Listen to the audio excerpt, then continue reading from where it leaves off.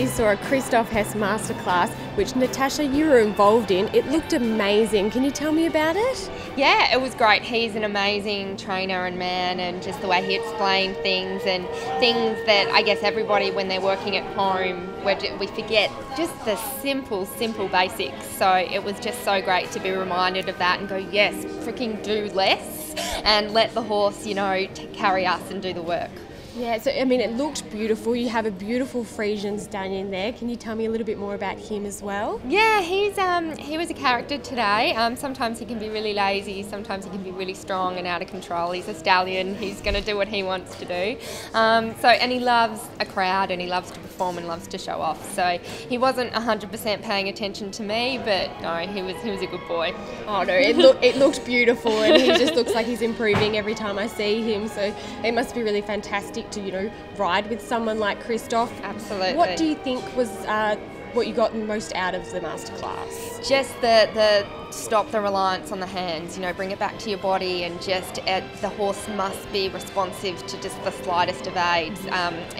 We kind of get, I know I get caught up with, I've got to do the movement and I've got to just make it happen, where it's like, no, you can't, take it back, and even if that means you can't do the movement for a couple of months, do it right, do it with the right body and everything how it needs to be done.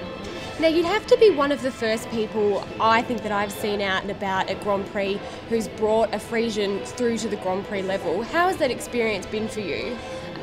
Good.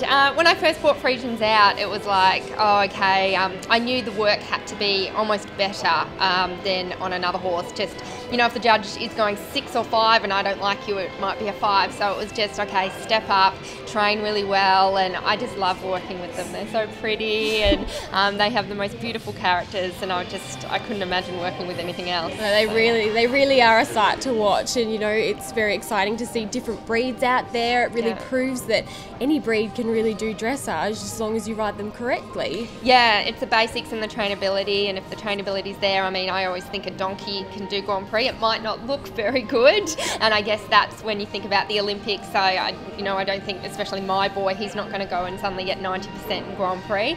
But am I a rider that can get 90% yet? So I'm really privileged and lucky to learn Grand Prix and learn on these horses that are so forgiving of my mistakes, and they're beautiful, and then you just keep working. Oh, that's fantastic.